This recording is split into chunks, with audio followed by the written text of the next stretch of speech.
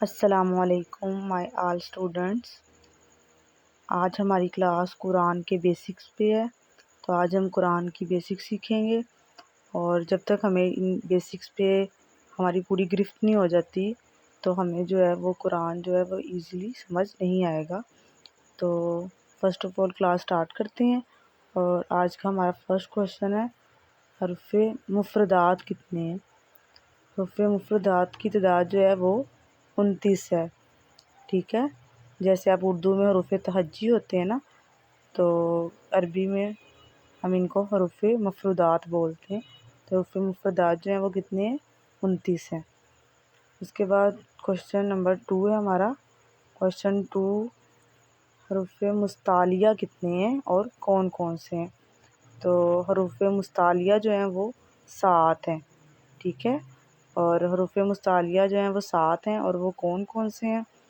وہ ہیں خا، صاد، ضاد، طاء، ظاء، غین، قاف۔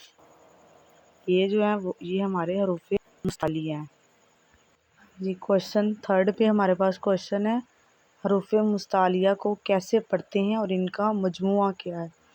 ابھی میں نے آپ کو حروف مستعلیہ کے ورڈ بتائے تھے کہ حروف مستعلیہ کون کون سے ہوتے ہیں، اور اب ہم دیکھیں گے حروف مستعلیہ کو پڑھتے کیسے ہیں۔ حروف مستعلیہ کو پر آواز، پر کا مطلب ہوتا ہے موٹی آواز میں، حروف مستعلیہ کو ہمیشہ جو ہے وہ موٹا پڑھا جاتا ہے، ٹھیک ہے۔ بھاڑی، یہ بھاڑی ورڈ ہے، مطلب ان کو موٹا پڑھا جائے گا۔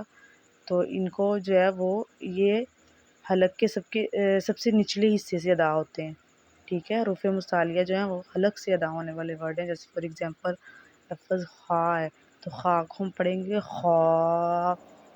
لفظ کاف ہے تو کاف کو ہم پڑھیں گے قاف۔ تو یہ وہ والے الفاظ ہیں جن کو ہمیشہ پر یعنی موٹا پڑھا جاتا ہے، ٹھیک ہے۔ اس کے بعد ہمارے پاس کویشچن 4 ہے، اور کویشچن 4 جو ہے وہ ہے ہونٹوں سے ادا ہونے والے حروف کتنے ہیں اور کون کون سے ہیں۔